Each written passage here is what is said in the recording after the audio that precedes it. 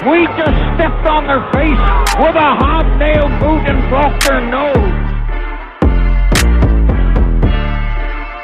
The way to the end zone, and Georgia is going to conquer the Crimson Tide.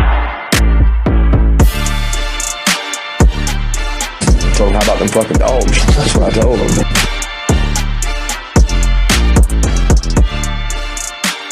Hope it didn't take that long again. Go Dogs. It's the 100 Sanford podcast. We are back in the building. It is Lamar Lovelace. It is Graham Coffey. It's the big Super G himself, George Foster. Fellas, what is going on this evening? Well, it's been a minute since I talked to you guys, man. How you been? Hey, man, you look good, you know. Hey, man, I'm trying my best, man. You know what? You're back on the protein. I'm back doing this challenge, this 40-day challenge. I think it's going to be 45 days this time. I'm struggling today. Today is a fruit fast day, and you pick a fruit, and that's what you eat today, and water. So I got these big jumbo ambrosia apples. They're so good.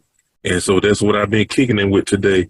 And cause I gotta get some weight off, man. The weight I lost last summer, I put all that back on. All of it. Send it to me. I've been wilding. Well, you know what? When you go to the natty, you know what I'm saying? When you party like we've been partying the last few months, I mean, it's bound to happen. It's just been good, man. I've been wilding, man. Yeah, man. But guess what? The Dawgs still undefeated. So it was all worth it? Is that what you're saying? They lost a game in a long, long time. Bro, 29 out of the last – oh, wait, no, it's – I think I saw the other day they've won 33 out of their last 34 games. Yeah, man. Yeah, man. Going back to 2020, that's wild. It's been pretty good, man. Yeah, G, I need you to send me the 40-day, 45-day challenge. Yeah, send it to me. Yeah. Send it to me because I'm struggling because it's interesting, like it's tough, but you feel good and you drop some weight. And if you got any other stuff going on, you drop that too. Blood pressure, A1C, all that stuff. But it's tough until you get into a regimen.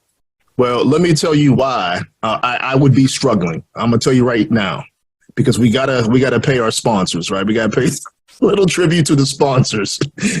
We gotta give a shout out to Vacay. Yeah, gotta give a shout out to Vacay. That's right, folks. You need to relax, unwind, take a vacay by elevating your mood with Vacay's premium Delta 8 products. Vapes, gummies, they got the sleep products, which are pretty nice themselves, and multiple flavors that'll help you relax in this crazy world we live in. Head on over to takeavacay.com. That's TakeAVAYCAY.com. Use the promo code 100Sanford and get 10% off your order. Vacay is here to relax your mind and increase your overall wellness. It has for me, but it also will help you put on some extra pounds because you're going to have a little bit of the munchies. So I'm telling you, be careful. Just be careful. So the THC is not an appetite suppressant is what you're telling me. It's not. No, bro. It is not. You fight it with every urge you have, man. My wife looked over at me. She was like, "Why are you eating so much?" I was like, "Just be quiet. Just stay over there. Just stay over there." I get up in the middle of the night wanting to munch and all kind. Man, no. So I had to put it down for a little bit. But I'll take that 45-day challenge. But fellas, it has been a while since the last time we talked. Heck, we talked about if Todd Monken was going to leave. Well, Todd Monken has left the building. We didn't know that when Schumann might be on the chopping block to leave. Not chopping block, but everybody calling him. The NFL is calling the Dawgs. He has since come back and, took the little interview over at the Philadelphia Eagles, but he's back in the building. There's another quick thoughts on those two guys. There's another coach that almost left, too. Who? Hartley. The tight ends, Hartley. I could Panthers. After Thomas Brown got hired as offensive coordinator at the Panthers, right. Trying to get conversations that happened there. Yeah, man. Don't take everybody, man. It's bound to happen. This is probably Schumann's last year with us. Yeah.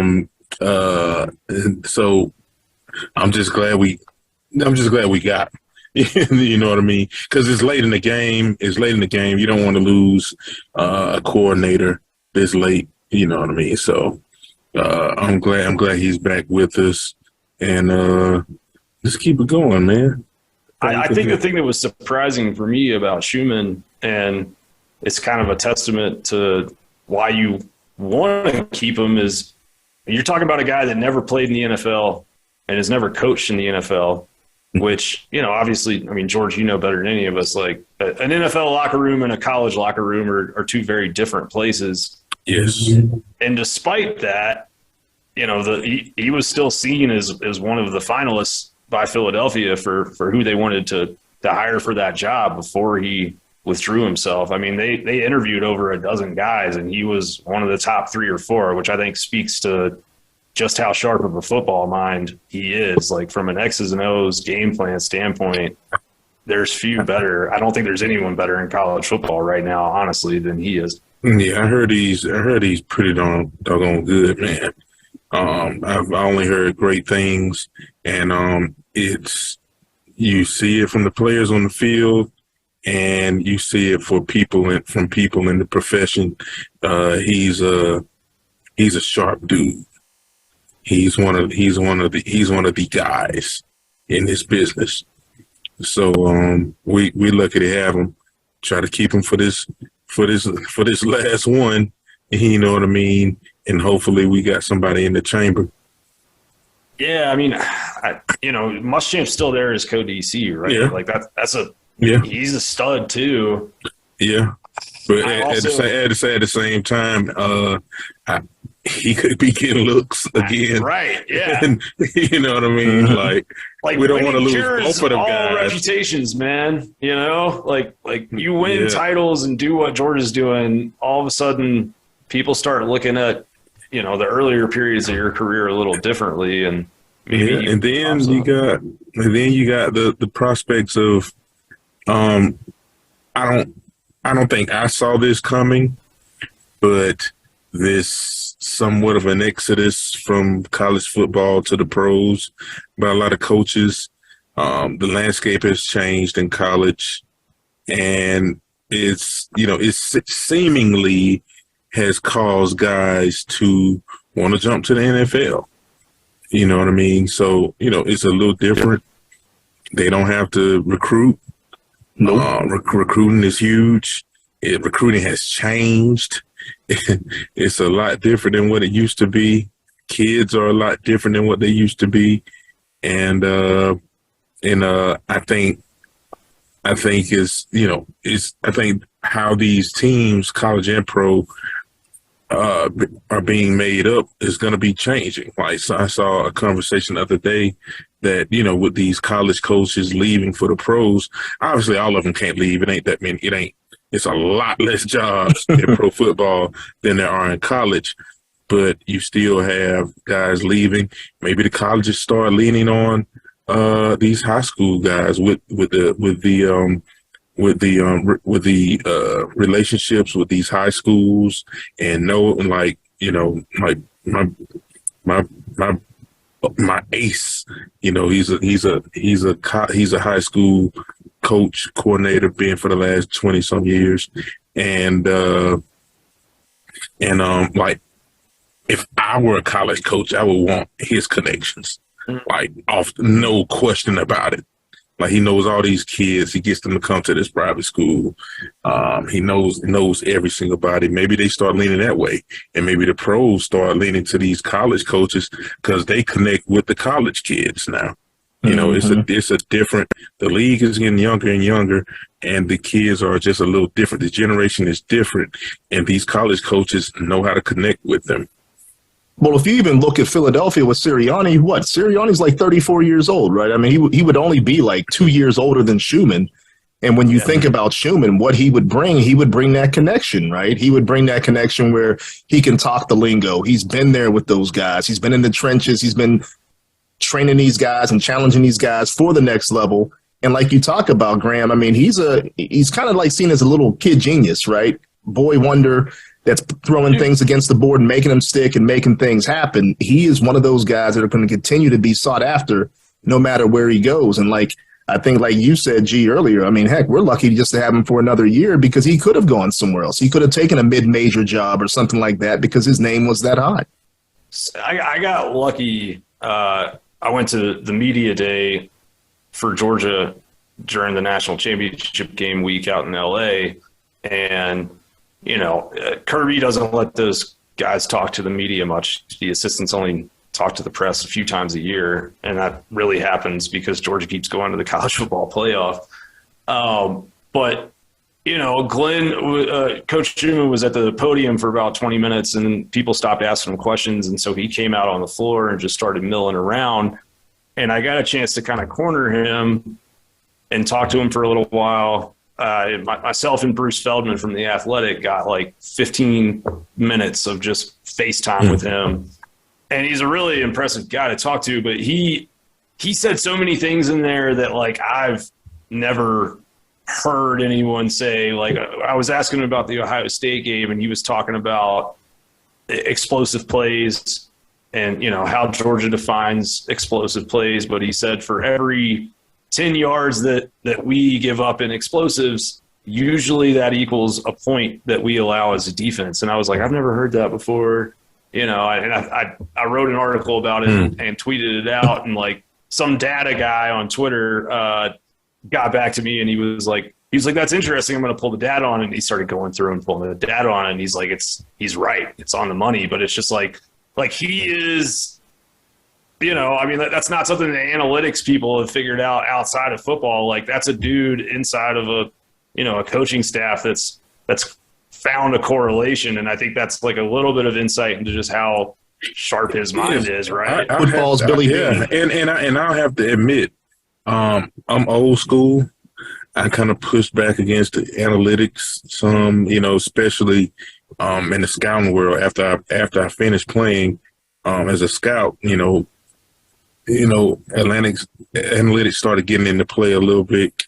And like, I'm an old school tape guy. Show me what I see on tape, and tape still holds up.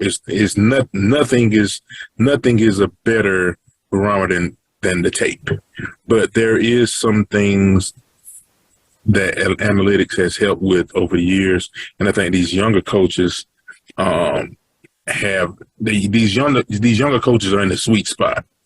It's kind of like how I feel like I'm in the sweet spot as a man being in my 40s. Like I understand analog, I understand digital, I'm in the sweet spot. I've seen it all. I've played an 8-track, before. I know how to operate an 8-track player.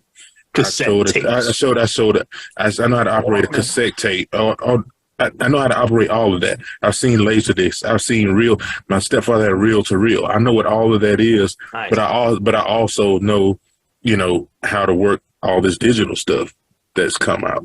You know what I mean? That's where these new young coaches are.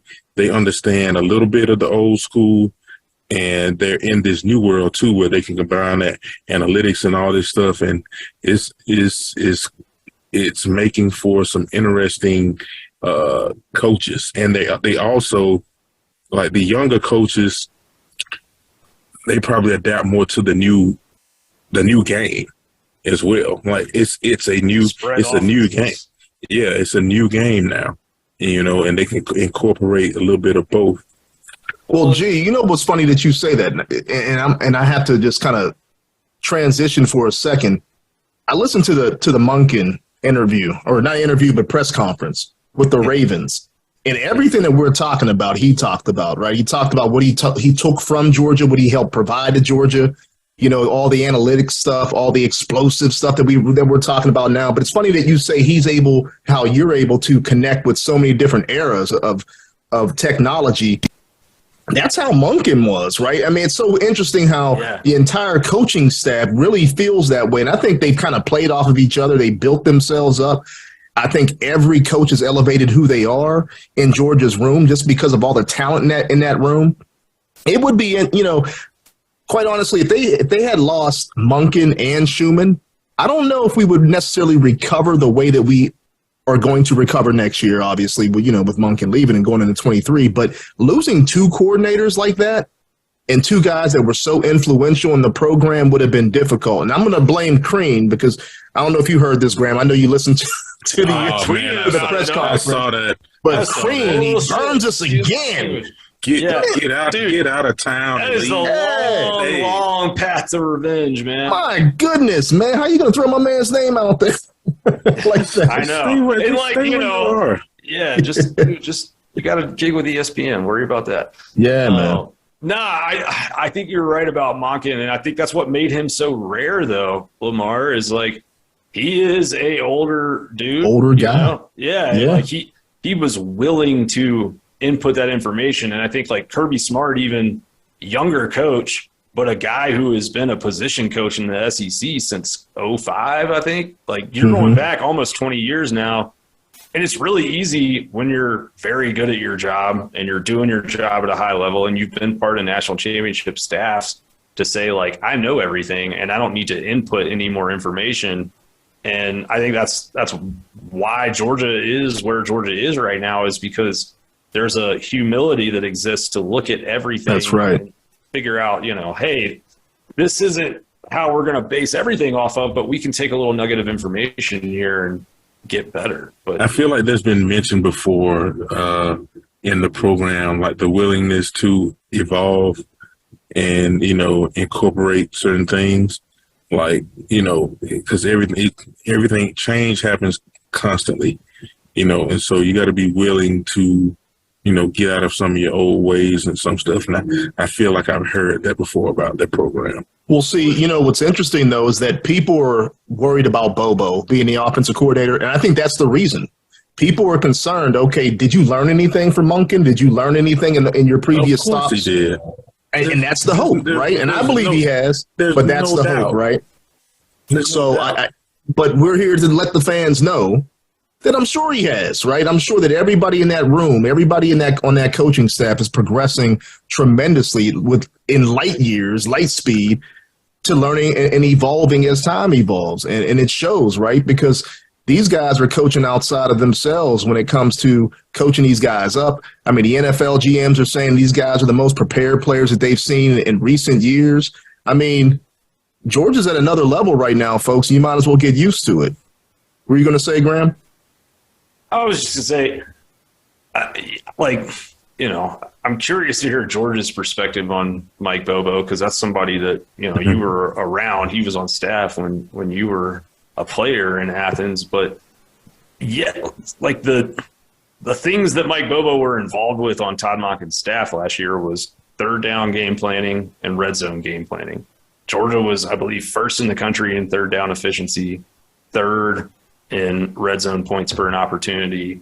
So that would say that, he did his job very well, first of all. But second of all, I think that example that Todd Monken set of this kind of open, collaborative staff, I sort of think that that's more Kirby Smart's example, because the defense has worked that way in Athens for a long time. There's a lot of people giving input. And so I think the idea that Mike Bobo's coming in and revamping anything, it's the opposite of that. He's there for continuity in my perspective. Definitely. Continuity is everything. That's the reason you want to keep coaches when you're winning. You know what I mean? So I think Bobo is going to be fine. Bobo, people like to discount it. Bobo did a damn good job at Georgia as an offensive coordinator. Yeah, some things could have went better in certain games or whatever, but you putting up, 40 a game.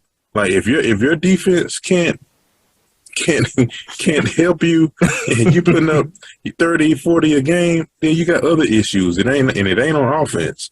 You know what I mean? Right. So he's bounced around some. He's got a lot of experience. Different conferences. Different schools, different positions. I think all that makes the man. You know what I mean? I think he also learned from a guy that, has been putting up some numbers the last couple of years in Coach Monken.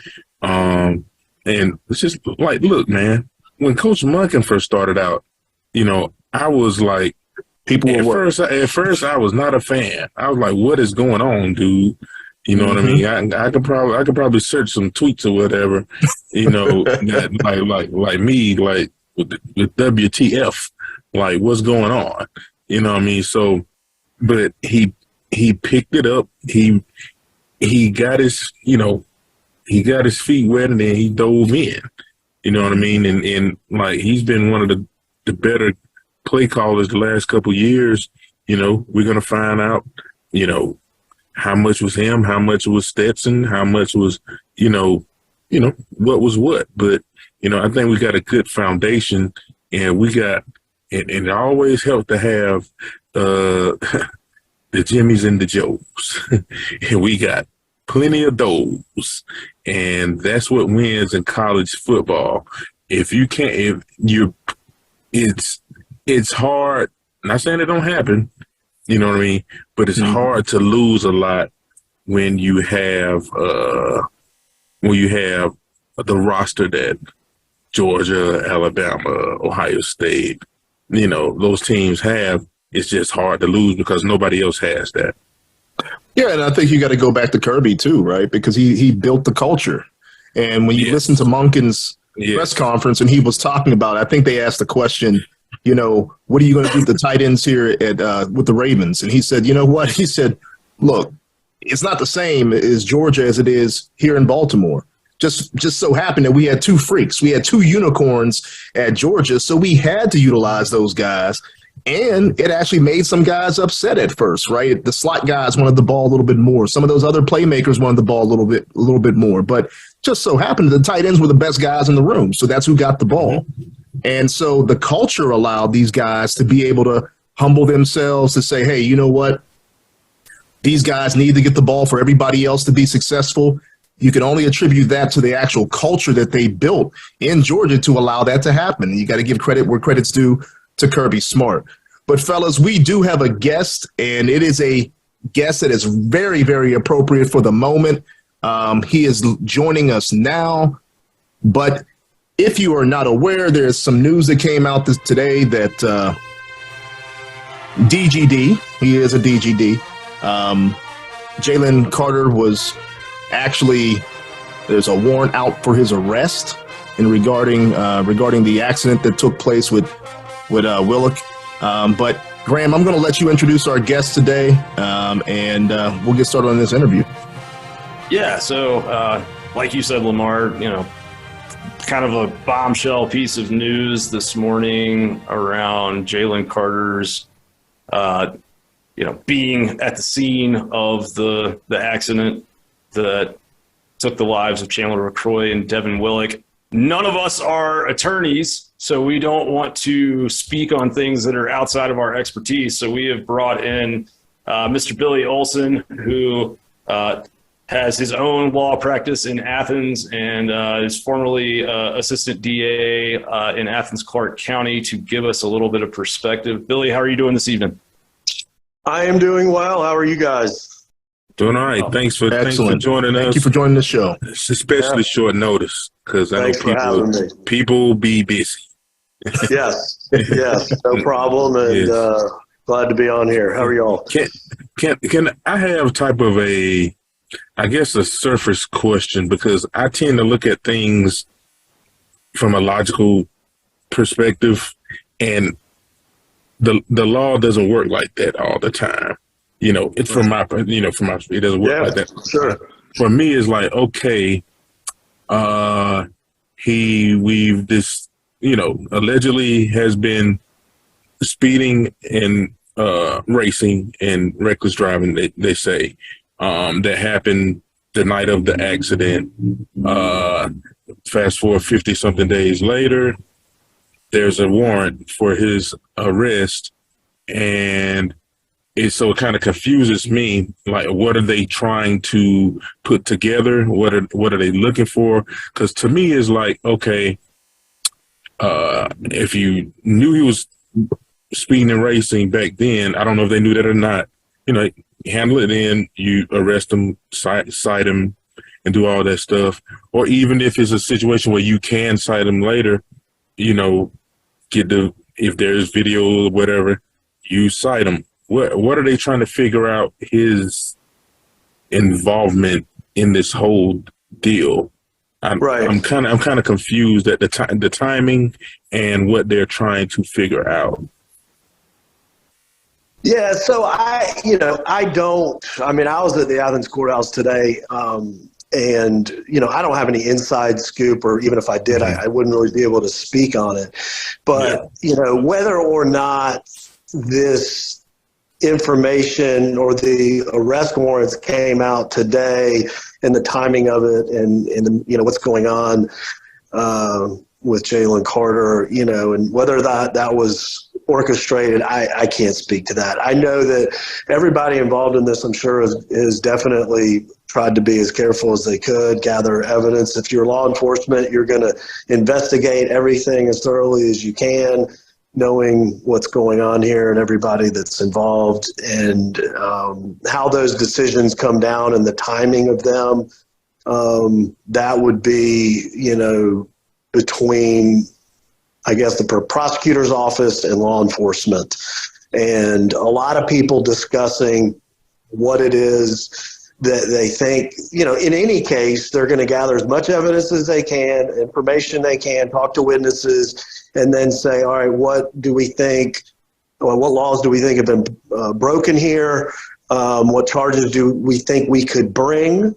And then make a decision on, what charges to actually go forward with. And so as far as the timing, I have no idea.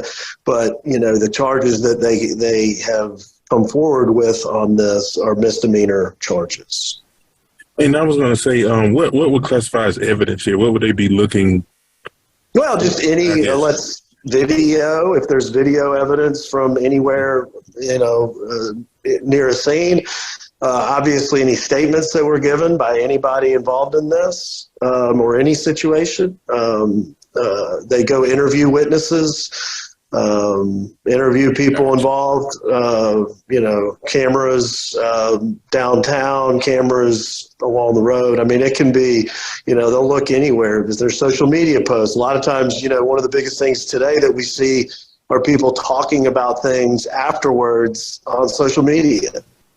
It happens all the time, and that ends up in court. And so I don't, again, I don't have information as to how all this went down and that sort of thing. But I would imagine that those involved have, been very careful in reviewing how they're going to move forward. With this situation, what is kind of the path forward for Carter? Because I know that there's been the misdemeanor charges brought. There's a lot of people that, speaking of social media, there's a lot of people that like to kind of play lawyer on the internet. And I've seen some speculation in certain places about this could potentially end up in more severe felony charges, vehicular homicide, potentially. Kind of what would be the determination of whether or not that happens? Or do we think because this is already sort of being passed forward as a misdemeanor, it probably stays that way? Sure. I mean, anything that I would say here, obviously I'd be speculating on, but they brought, my understanding, and same as y'all's, I'm sure they brought a couple warrants that are misdemeanors. In any case where they've done an investigation and they've taken warrants out, I would be highly surprised if they were to come back later and take out different warrants. Has it happened? I'm sure it has. Would it be unusual? Absolutely. So, the charges that he has now, he would have to at some point get booked in, he would bond out, and it would go through the normal process just like anybody else. I've handled many cases where there are warrants outstanding and you've got to, get your client booked in, get him out, and then you go through the process just like anybody else. You go through arraignment, then the case is put on a calendar call, and then at some point put on a trial. And throughout that process, you try to resolve it if you can. And that'll be what happens here. But, unless there's other information out there or something that nobody knows, which, I can't imagine that there's going to be other charges. I mean, the question I'm about to ask you is purely speculative. I had a close friend who passed away in a kind of similar type accident years ago, and when that whole process was going out, I remember, there was some questions basically from the DA's office to the family of the deceased around how severely do we, do you want us to kind of prosecute the people that are legally culpable for the situation? Like, is that kind of normal for a situation like this where there's potential that the family would have been consulted, like the Willocks or LaCroix would have been consulted in terms of how Carter may have been charged and how severely? In any case where there's a victim or alleged victim, they would be consulted. So I have no idea in this case, but right. In any case, that is a very routine, normal part of the procedure for victims to be kept up to date, especially when the case gets to a prosecutor's office. Now, whether that happens during the course of an investigation, I don't know. But it is very routine once the case reaches a prosecutor's office, whether that's, a solicitor, state court, or a district attorney's office, that they are in touch with victims. And the victims, there's even a Victims' Rights Act. There's certain things that, they're entitled to during this process. I think a question that a lot of dog fans have, and you're a dog fan yourself, but what is the university's responsibility? Do they have any type of responsibility in this case at all? With Carter being a student athlete, with Chandler LaCroix being actually an employee of the organization and of the university, is there any responsibility factor that UGA plays in this at all? Yeah, I can't really speak to that. I mean, there's two sides to anything where there could be a criminal act, and then you have a civil case and civil liability. So it's so complex as far as all that's concerned, and everybody has to, do their part and handle their business. And so, obviously all of those questions will be answered over time, mostly, I would think, through the civil process that I'm sure, will occur at some point, which is totally, separate really from warrants that are issued and going through the criminal process. Let me ask you, this may be a silly question, but again, I try to look at things logically, and sometimes they may get in my way. You have a person or persons, I have no idea if Jalen was alone or if he had people in this vehicle. He was in another vehicle, and there was another vehicle with, passengers, LaCroix and, Willock, and I believe they may have had some other people in the vehicle too. They are allegedly racing. I know that I know that probably happens a lot after leaving the spot. You see your homeboy, you punch it right quick, and then he said, "Oh, you want to speed and blah, blah, blah. You want to race, blah blah." So I imagine that's how this happened. Unfortunately, things got out of hand, and one party crashed. The other party, as far as we know, didn't. Outside of the racing, how are those two parties connected? You know what I mean? Like, since they're misdemeanors now, those are separate. Those are his charges, as we know it right now. So I don't think they're trying to conflate the two, but I think like the public is trying to conflate the two. And is there any reason to conflate the two? Like, what does one have to do with the other outside of the racing part? No, it doesn't really. And I think obviously when you're having a situation where this hit, the news today, and all of a sudden everybody's talking about it. It's on the front page of, if you go to the website, ESPN, it's right there, bam. And talk shows and everybody, here we are talking about it. It's going to get scrutinized to a level that you don't see on a lot of cases. However, when it comes to the courts and what the law enforcement has to do, and then when it gets into the courts and what those people have to do, it will generally take on its usual course. And, even though all that scrutiny is going on the outside, everybody involved still has their job to do. And so, do these people that get involved in these things know who people are and kind of all of that that's going on? Yes. But for the most part, people are involved in these things, have their job to do, and you hope that those that are doing those jobs are, factoring in everything and doing the job that they should do. And I know that doesn't really answer any questions. I understand. I kind of, like, when I was thinking through, I was like, I kind of answered my own question. Yeah. And unless those two vehicles, made contact, they're just two different. They're just two different entities. They shouldn't have been racing, obviously, but outside of that, I don't see how one has to do with the other. Yeah, and people are going to look at what they read, and let's say, and not to go into specifics of this, because you can read what you read, and there's information out there, but I can tell you that the people that have to do this job have looked at all of the facts and circumstances surrounding this incident, and then today we come out with charges, and that they have carefully reviewed all of that and made this decision today. And that would be with any situation. And so I think there was probably a lot of thought.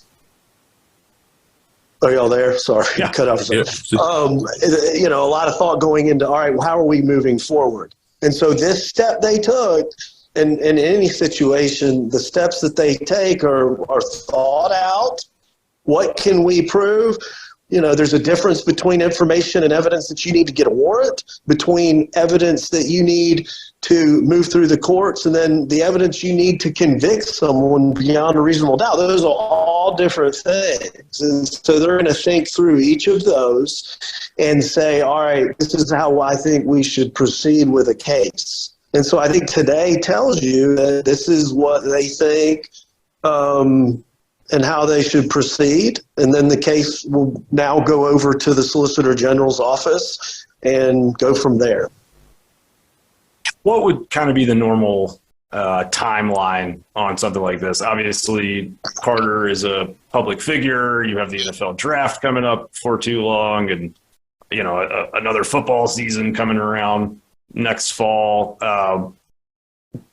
Does his professional life, would that be something that the courts would, kind of try to expedite this for any reason, or could it actually slow this down? No, neither really. It will take general course and cases do. Now, there are things lawyers can do to speed things up. You can file a motion for speedy trial, which means that the prosecutors have to try a case within a certain amount of time. There are other cases in courts right now in Athens involving high-profile cases that have been lingering a while. That's part of strategy on the lawyer's behalf. How quickly do we want to move, knowing that your client might be in a position that he needs to get this resolved quickly. But then again, a lot goes into that, because you can take your case over to the prosecutor's office, sit down with them, try to work something out. If you're not getting the answers that you want, you have to wait on the courts to a certain extent, right? So in the state court in Athens-Clarke County, it's fairly quickly compared to other courts. So you can get into court on arraignment within a few months of an arrest, and then within a few months of that case could be put down on essentially a trial calendar. So within 6 to 12 months, you could be into court moving your case forward, and you could do it sooner than that if everybody's in agreement. But the case will not get any special treatment by the courts just because of the case itself. It will go through the normal process. But there is things that a lawyer can do to try to speed it up or slow it down. Like, Well, I Billy, haven't heard anything about like another, Dawg and Adam Anderson, unless I missed it. I haven't heard anything concrete about his case. And it's been, this couple years now? Yeah, I think, I want to say like a year and a half maybe. Yeah. So it could be a while. What I hate to happen, to Jalen, considering if the misdemeanors are what sticks and what's the final call, is a situation like, Lyle Collins. I don't know if, Billy is familiar with his case, but there was a real deal case, and there was speculation about him, about a young lady got, I think she may have died or whatever, and he had nothing to do with it. And he failed in that draft. He felt like he was a first round pick, and he totally failed. Right. And ended up being for nothing. You know what I mean? So and that's what's so hard about these things, because people can talk, and obviously the court of public opinion, right? And so everybody can look at this, and everybody can give their opinion, and everybody can say all these things, and then what happens in the courtroom can be a completely different result. And a lot of that will work against the person that's charged, and it's sad. And people's lives can get ruined over false allegations or just being overcharged with something, and so, it happens, and it's sad. And that's why you hope you have people that make these decisions are doing a good job. Well, that's how that stuff, so. Billy, you mentioned strategy, and Graham actually brought up the NFL draft and everything else. And I think what a lot of people look at, it's very ironic. On the day that they actually are in Indianapolis, he's about to go on stage, and all of a sudden, boom, it gets released. Is this strategic in your opinion?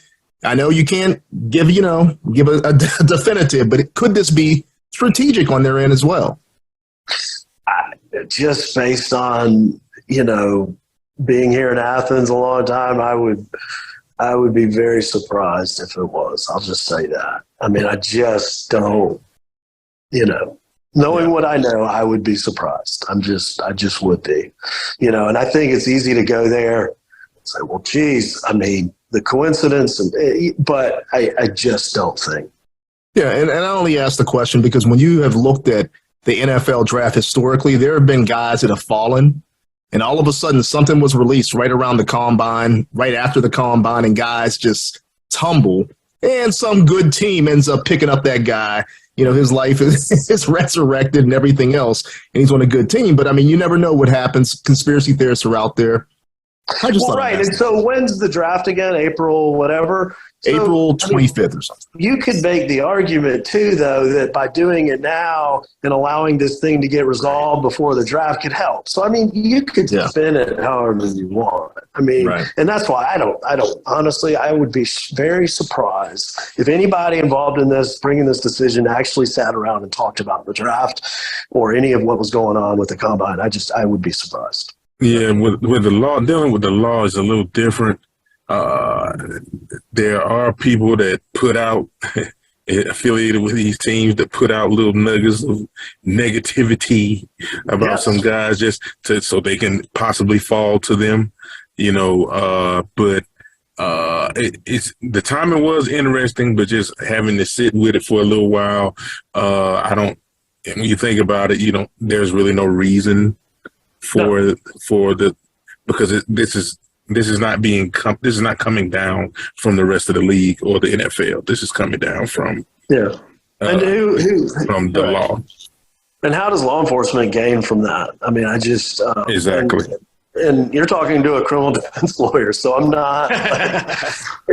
it's like, but I don't think that. I could be wrong. I mean, anytime obviously you have the amount of money we're talking about here and the impact that it can have, and I take nothing away from the whole situation, and I don't want to, but there's just a lot that can factor into it. But when it comes to that, I don't think that was the case.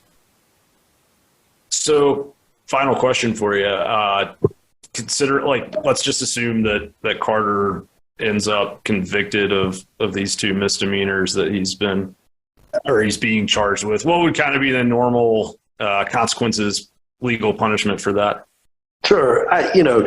Obviously I can't speak to specifics of this case. Anytime you're charged with a misdemeanor, the legal answer is going to be, and you have to tell your client, you could face up to 12 months in jail and $1,000 fine for each misdemeanor. Okay. Now, what happens on a general case if somebody doesn't have any history and they have a reckless driving charge, racing, you could, and again, I'm not speaking to the specific of this case or saying anything about this is what he's facing, but generally speaking, on those types of charges, you could be looking at some minimal jail time, if any at all, and probations and some fines and doing some, defensive driving classes or doing some community service and things along those lines. I mean, that's generally what you would be looking at. But obviously, whoever lawyer gets involved in this and you as a lawyer getting involved in a case, you're going to do everything you can to help your client get the best possible result that you can get for your client. But I mean, that in a very general sense, based upon a racing and a reckless driving and dealing with, I don't know how many over the years. I mean, it's it's kind of the general sense of what you'd be looking at. And you're according to being just looking at your last statement. So it happens a lot, huh? Yeah, I mean, reckless driving, sure. And, a lot of times you see reckless driving, let's say somebody gets a DUI and you can somehow get that reduced to a reckless driving. That, generally speaking, on a DUI is a good result, can be a good result, because then you don't have that DUI conviction. And so I think that's another important piece of all of this. Nobody in this, was charged with DUI. Otherwise, you might be looking at a different set of circumstances. But, yeah, I mean, reckless driving is a traffic violation. Racing is a traffic violation. They are in a criminal code. But, on those types of charges, you're not, generally speaking, you're not looking at significant jail time and significant punishments. Again, I'm not speaking to this case specifically. Well, Billy, we thank you for joining us and actually giving your expertise in this case. I know a lot of fans really wanted to kind of hear something ASAP because it affects, all of Dog Nation. You want the kid to go on and do well. We're also all grieving as to what actually happened in the case. So, but thank you for joining us. We truly appreciate you blessing the show. Sure thing. Thanks. Appreciate you coming on, Billy. That was a good conversation with Billy Olson. It was good to get someone on the show with some expertise, right? There's been a lot of speculation. Everybody's going back and forth in chats and Facebook, Twitter, office cooler talk and that all that sort of thing. But to really hear it from somebody who has a legal expertise, I think that kind of helps a little bit. I think as the case goes further, after Jalen actually turns himself in on this warrant and, things kind of play out, it'll help everybody kind of move forward in this case. So we got, obviously excellent legal expertise there from Billy. Mm-hmm. George, you've been in draft rooms, war rooms, discussing these types of situations and how obviously, that just being charged with a crime, there's obviously levels of severity, but a situation like this one, how do you think your average NFL GM is going to look at this, and what are they going to want to know? What are they going to talk about with their staffs? Honestly, I think it depends on how good the player is. So with a guy like Carter, I think they're going to monitor this every single day. down to the wire, because you're talking about, with the type of player he is, you're talking about a valuable pick, and so they're going to monitor it very close and down to the wire. All the background for these guys has been, what is February? Yeah, all the background has been done. They know everything about these guys. And so like they've been to these guys' neighborhoods, elementary schools, high schools, like in the college, talk to a janitor, talk to a lunch lady. Like, it's all been done. But then you have something like this comes up, and then you go back to the table and you decide. I imagine that how it goes, like some things going to be above what my pay grade was.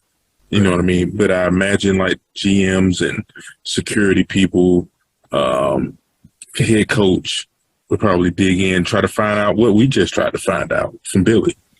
You know what I mean? Like, what's the outcome? What's the worst case scenario? What's the best case scenario? Like, you don't want to pick a guy that you never get. You also, you got to decide, do you want to pick a guy that you might miss for a little while? Is it worth having, a generational player miss a couple months? You know what I mean? You might decide that it's worth it for you as a team, especially if the kid is clean everywhere else. You know what I mean? So, like I said, the work has been done. It's a tough spot to be in. Well, and I mean, that's kind of I think the question for the public at large is going to be like, is this an isolated incident or is it indicative of a pattern of behavior? Now, I think we're all pretty close to the Georgia program. There was a lot of blowback when Todd McShay labeled Carter as having character issues back in December. It should be noted that was long before this incident, right? Prior to the incident. Yeah.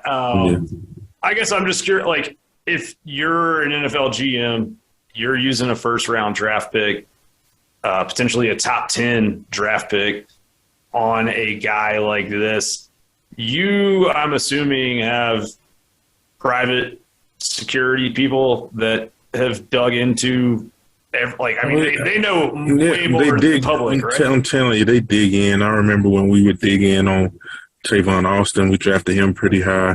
We know he's from it. But honestly, a lot of stuff can get stereotypical.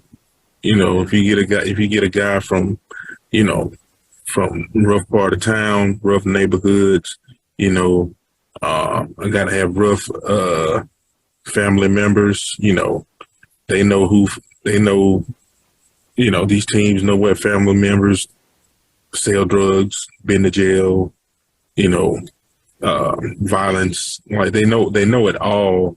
But what I will say, and what I've kind of noticed over the years, is that it's funny how guys with rough edges get perceived, because what I've watched happen to a lot of guys is the guys with the rough edges, they don't want to go back to that. And so they get to the league and you don't hear a peep from them.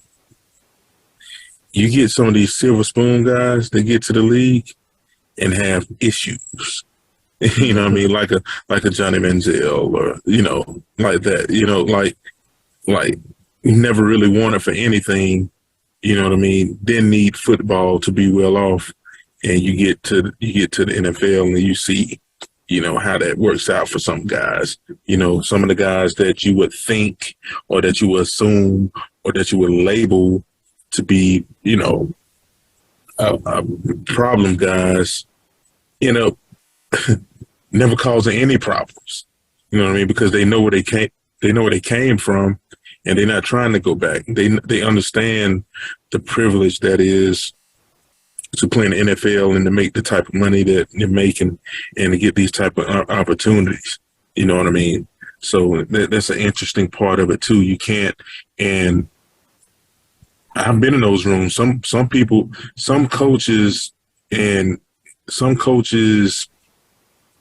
personnel people, they don't quite understand the guys. They don't understand culturally.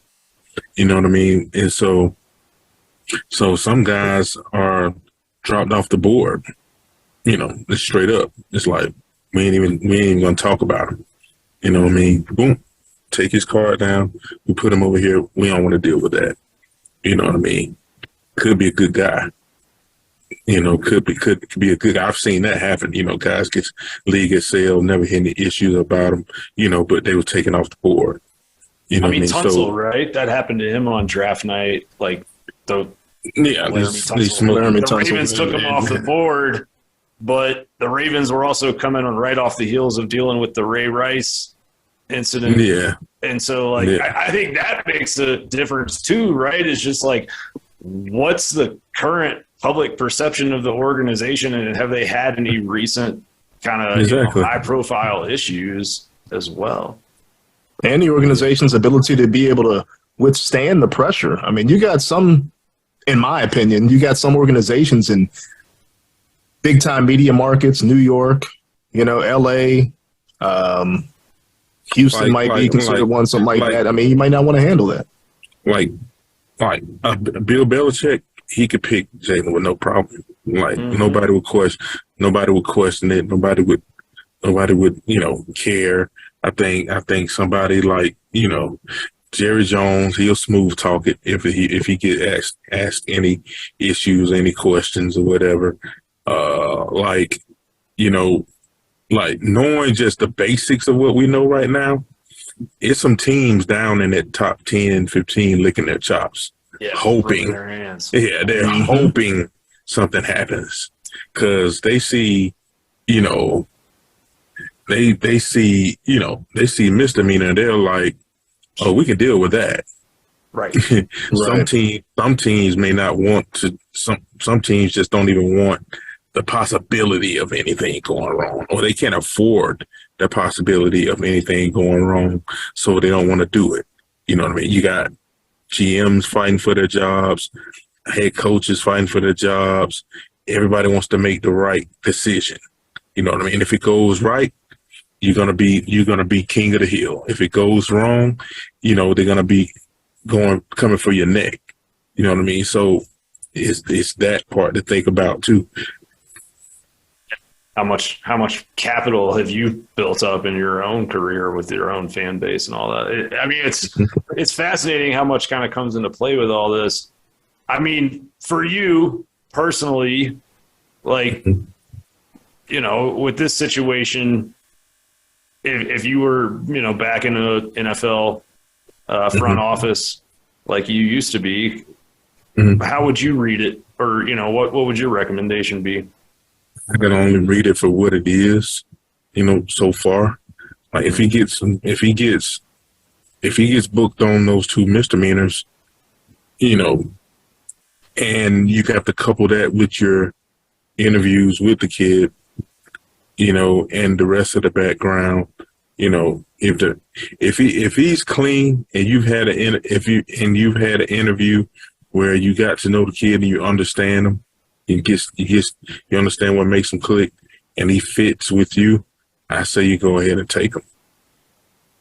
You know, I say you go ahead and take him. You know, if you got this and you put it with, you know, an interview you didn't like, or like, you know, like you got a guy on the top 30 interview, and you know he comes in the building, he's big time in, you know, the lunch staff.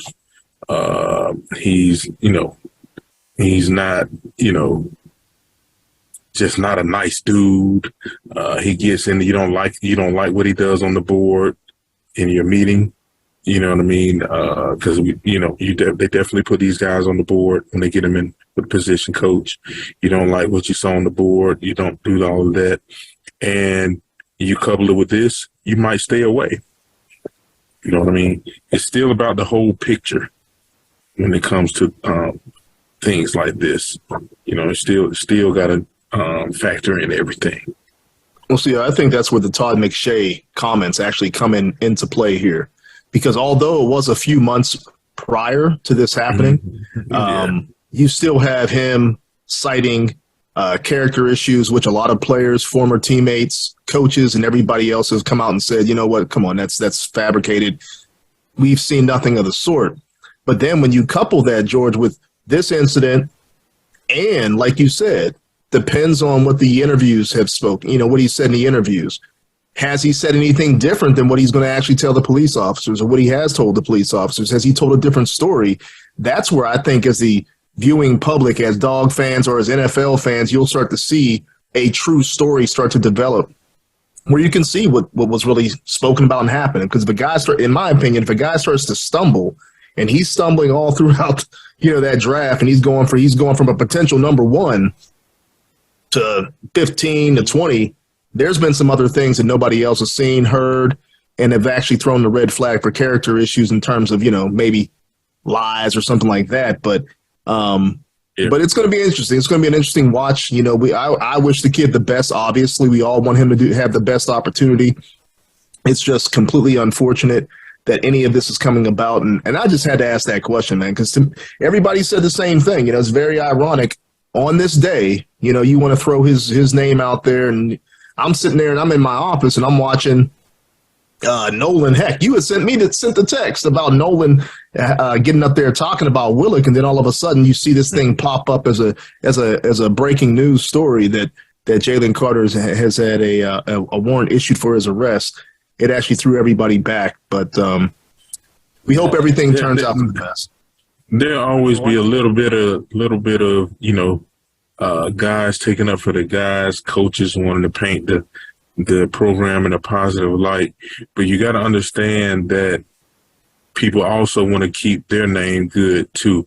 So I would tend to lean on what his peers say about him and what the coaches say about him. Because the coaches definitely not going to put their neck on the line for a bad kid. That ain't going to happen. You know what I mean? And like, if you got a guy on your team that you don't like, you looking at him. Oh, man, nobody wants the jerk to succeed. Nobody wants the jerk to be the number 1 pick with $20 million, $30 million in his pocket. You know what I mean? So you're not gonna boost that guy up. You know what I mean? If he's not, the authentic, real deal. And there have been nothing but great things said about the guy. Yeah, and I mean, Kirby Smart shouted him out specifically and very, I think poignantly at that parade celebration, earlier in the day before the accident, and talked about him coming back for that Tennessee game. And I remember, Carter got hurt at Missouri on a pretty questionable play. Kind of looked like a dirty play by Mizzou, where, he sprained an MCL, I believe it was. And I know for a fact that there was a lot of people in his ear encouraging him to sit out the rest of the season. And, there was a question there for a little while of how is he going to rehab this thing, and can we count on him to be back? And about a week after that sort of started, I remember talking to a source, and they were like, no, we're counting on Jalen to be ready to play against Florida. And, he was out there on some third downs in that game. And then against Tennessee, he's, back wreaking havoc full time. But I think, from an internal Georgia spot, and I mean, this is just my own secondhand knowledge, obviously, but I think that they looked at that in a really favorable way. And I think that was a turning point in the season for them, where they felt like, hey, if we lose this dude, we might not be able to achieve everything that we are hoping to achieve. And he turned down money that was being offered to him by agents to sit out the rest of the year and just start working on the draft process to try and finish what he started with his teammates. And I think, those are things that should be considered in all of this as well. the reality, right, is like, I think you said this earlier, George, but if this incident happens and a car doesn't crash, we never know about it as public. And that doesn't mean that it's, that doesn't make it right by any means or whatever, but it just, I think that's also worth remembering, is that if you didn't have this tragedy attached to what happened, then we would react to it the same way that we reacted to the Dumas Johnson news that, he was arrested for similar charges, which it was like, well, he's probably going to run some extra stairs this offseason and there's going to be some internal punishment, but he's not out hurting anybody. He's not doing anything malicious. Right. This isn't, this is kind of kids being kids. I think the question that I would ask both of you guys is, Georgia as a football program kind of moving forward, like, how do you think they should, or how do you think they will kind of handle this with their team? Because there have been a couple incidences now connected to speeding and racing, and has this become kind of a teachable moment in your opinion? To me, it's a learning lesson. There's no doubt about it. Definitely. It's gonna be brought up in these off-season meetings for sure. Especially at Georgia. It shouldn't have to be brought up. It's right there in your face. You lost a teammate, you lost a staffer, you had another guy, arrested for it, and two guys, one late, and Jalen arrested for, speeding, reckless driving, and you got, Dumas Johnson, arrested for his, driving. Like, it's the writing should be on the wall. Hey, slow your ass down. Don't drink and drive. It's pretty simple. You know what I mean? But you have to reiterate it sometimes to youngsters. And I've been 18 before in college. I've been 21 in college. I've probably done some things I shouldn't have. But, and then, I made it through. But, be smart. Be smart. Don't do those things, because it can end up, we've seen the worst that could happen. And Graham, I think some people are going to learn. Some people aren't. It's just part of life. But I think what ends up happening with Georgia being so high profile, with college football being another religion, with Georgia being another religion for some people, you look at it with a heightened eyes, with a heightened emotions, right? So if anything happens, everybody's vested, everybody's tied in, everybody wants to find out what's going on. Then they want to blame the program, they want to blame Kirby, they want to blame everybody associated with it. People are going to make individual choices too. And like George said, they're going to bring him in, they're going to sit him down, they're going to show this, heck, they're going to showcase it on the board. If Jalen ends up falling for whatever reason, they're going to showcase that to the current guys that are going to be seniors next year, guys that are prospective NFL players. They're going to say, look, this is the ramifications of your actions when you do things you're not supposed to do. I talked to quite a few people that said, you know what, if I were him, or if I was any prospective player right now, all I would do was work out and sit at home.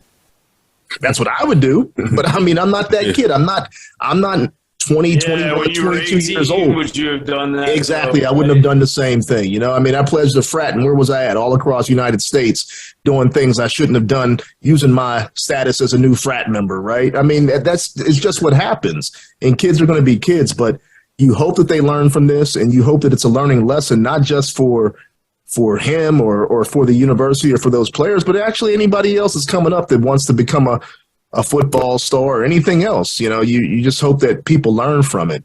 But I think that it'll be a learning lesson for sure, though.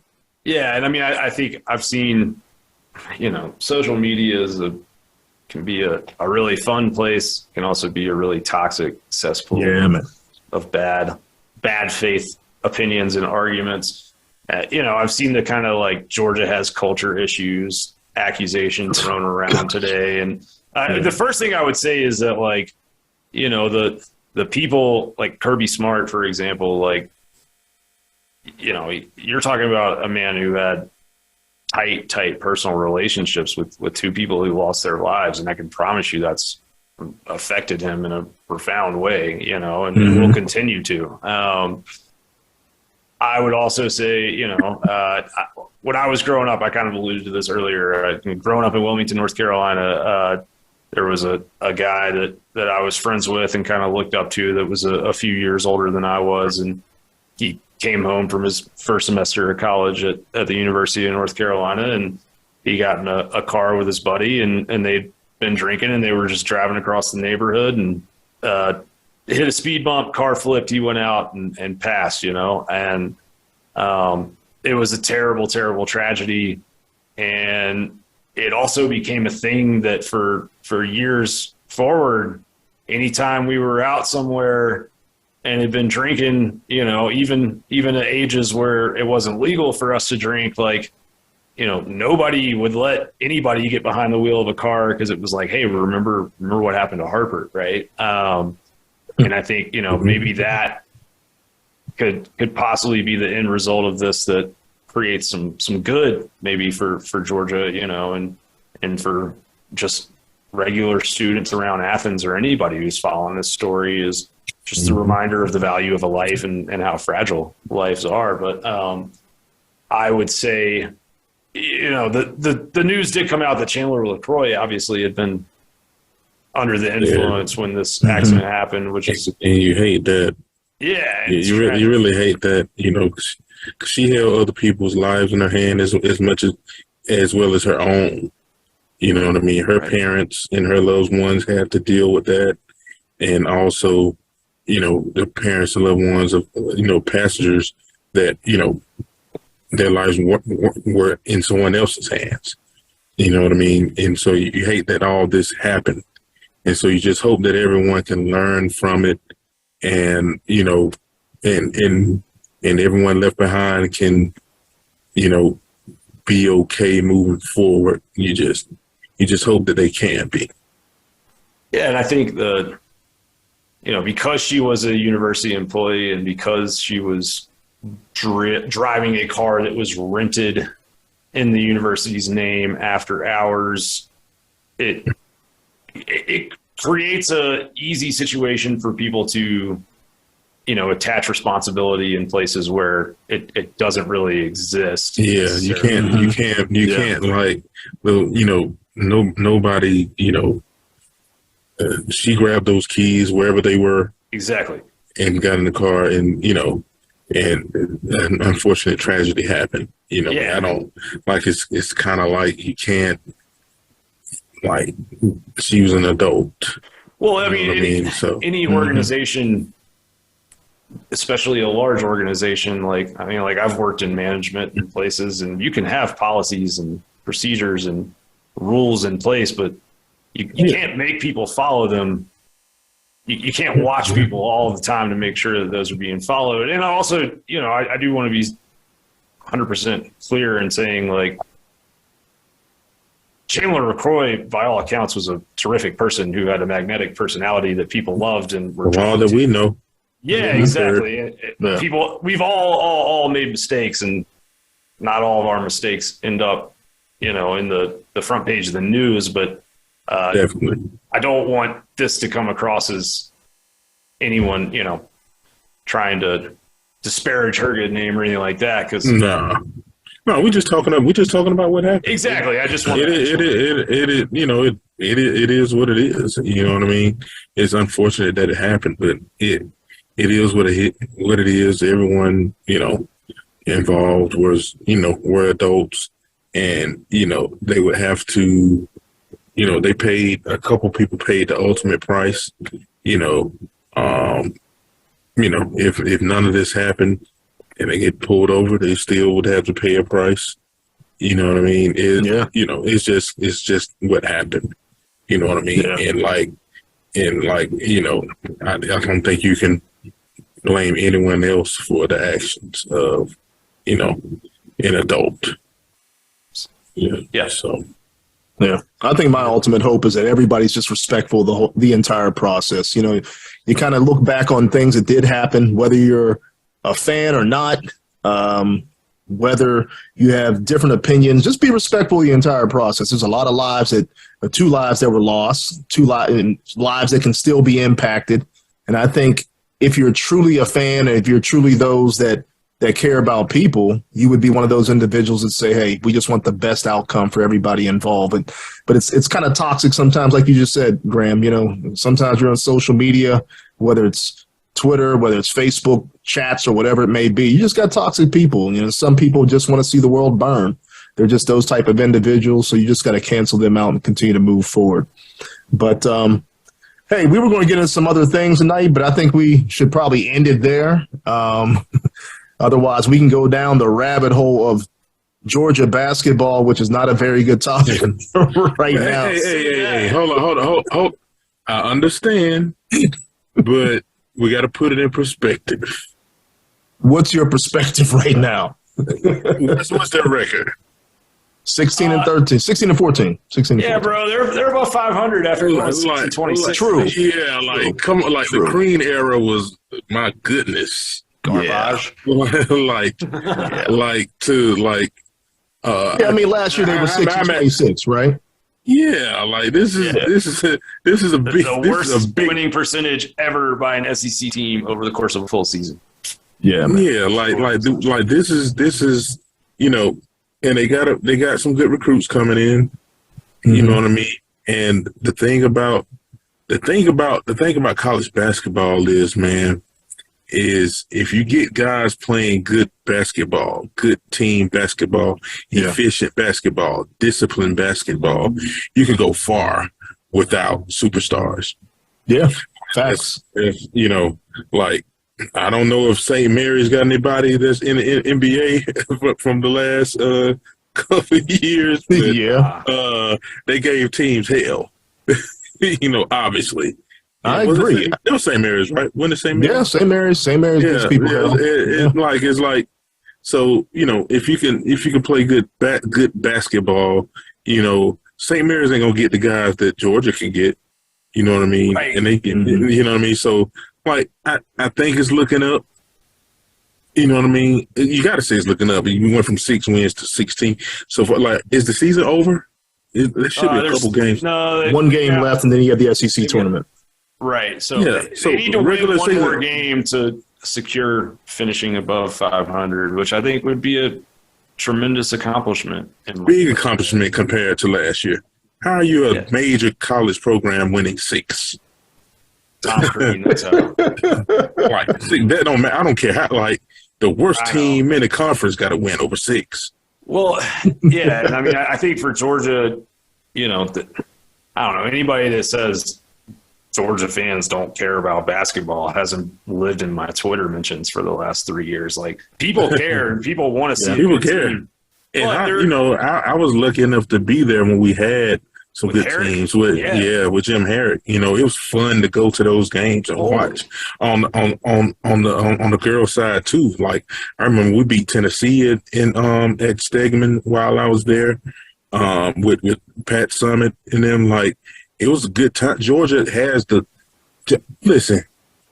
The state of Georgia can produce some of the best basketball talent in the country. If all those guys stayed in the state, I'm not saying they had to go to Georgia, but if most of those guys stayed in the state, one of those teams can make a run. There's no doubt. Hell, you got somebody like Kennesaw State that's balling out of control this year. Yeah. You know what I mean? And they might make the tournament, right? I think Kennesaw State might make the tournament. If Georgia can keep 2 of the top 10 or 15 players in the state home every year, then they will be competitive. And I think where they're at is like, they just need a couple dominoes to fall, and then the inertia will take over. And it could have happened. Like, you get those misses. Like, you know, like I remember back when we were supposed to have Lou Williams and Mike Mercer. Yeah. And then Lou goes to the league. Like, that was a domino that could have started. That could have started something right there. You know, because, you know, Lou and Mike, they were really good. They were teammates at North Gwinnett, committed to Georgia. And then one goes to the NBA. It's like, dang. You know, so that could have started something. I mean, this team that Mike White has this year is the core of it is the same as the team that was there last year. And he, did a good job of bringing in some guys in the portal that were at mid-major schools, but he also like had to go identify that talent. And let's be honest, like, he couldn't go to the transfer portal and grab high-profile guys coming from other Power 5 programs because those guys had better options than what Georgia could offer. So my point in saying all that is we have seen Mike White get more, I think, out of this team than the sum of its parts. Like, I think he's done a good job of, and the scouting report on Georgia got out in the middle of the year and things started to get tougher during league play. But like in the beginning of the season, before anyone had the book on how to stop Georgia and who some of these guys were, like those dudes were balling, man. Like, here's the deal. You can't say Georgia underachieved, and that's fine with me. Right. Yeah. That's right. Like you can't say they underachieved. Oh, like that. You can say they overachieved. If you look at the roster, at max, they are above 500 team, just above, and that's what they went. Yeah. That's what they did. You know what I mean? Well, and I think, Mike White, let's be honest, like there was a lot of coaches hired in the SEC this past season. Mike White's the only one that was hired by anybody who had gone to an Elite Eight before, who had won. He took Florida to the tournament, I believe, 5 years in a row.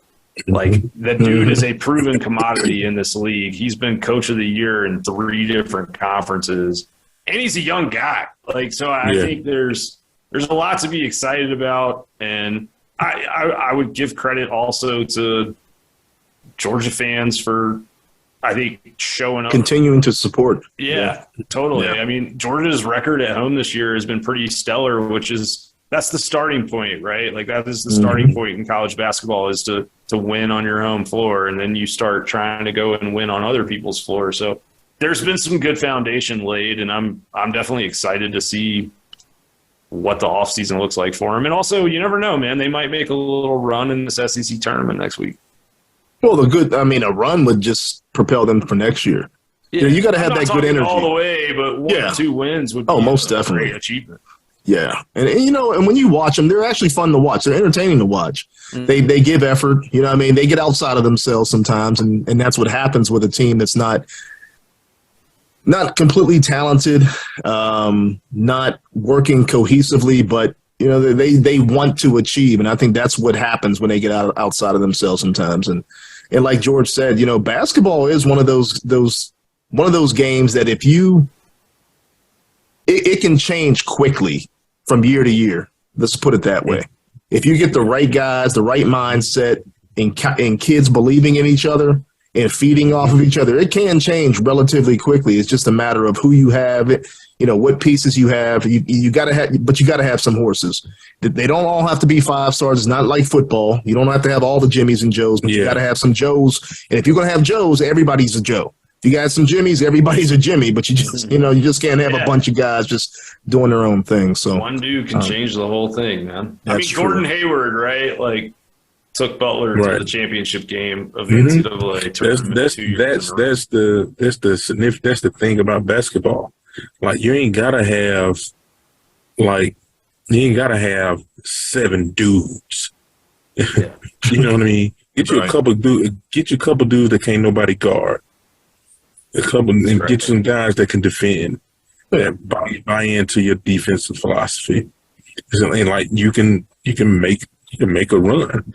And like, people be looking for, like, football season is over. You know what I mean? People be looking for something to do on campus. Like, we used to go in, like, when our girls would play Tennessee, like, that thing would be filled to the top.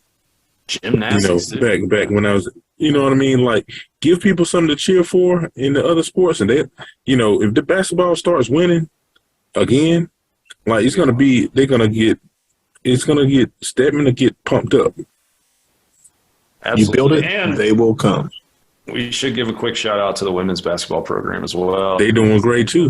They've been on. I have a niece. up there on the team. She's not playing right now, nice. but they've been doing good too. Coach, what I forget her name that quick. They call her Coach Coach Abe. Abramson Henderson. Yep. Coach Abe. Coach Abe. That's what they call it. Abe. Coach Abe. Coach Abe. Yep. Coach Abe. Yep. Coach Abe's doing a good job with that squad too. So. Yeah, they play tomorrow at 4 p.m. in the SEC tournament against Auburn. But I mean, the girls. Yeah, but I mean, if you look at their schedule, right? Like they lost to Texas A&M by 2 points on January 22nd, which was coached by Joni Taylor, their former coach, and then they won 2 in a row, lost a heartbreaker in overtime to a LSU team that has one loss all year. Dude, they played them girls tough. Yeah, they did. And then they really won tough.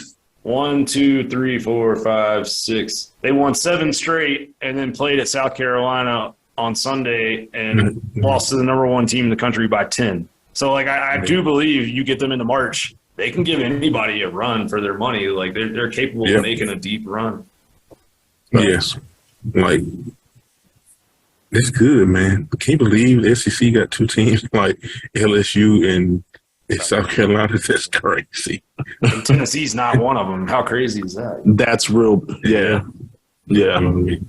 A perennial title holder. All right, fellas. It's been real as always, hanging out with you boys. But let's get up out of here. We'll see you guys in 2 weeks. We try to go every 2 weeks now while the off season's going on, and as we draw closer to the NFL draft and things like that, we'll talk a little bit more about these prospects, and hopefully we have some good news to talk about with maybe the men's basketball team and the women's basketball team doing some things here in the tournament. But as always, see you at 100 Sanford, and go Dogs. Go Dogs.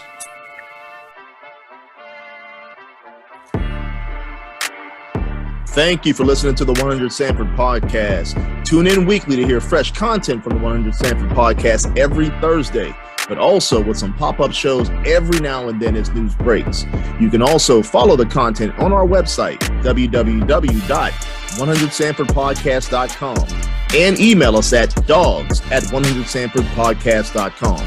Lastly, reach out to us on social media streams.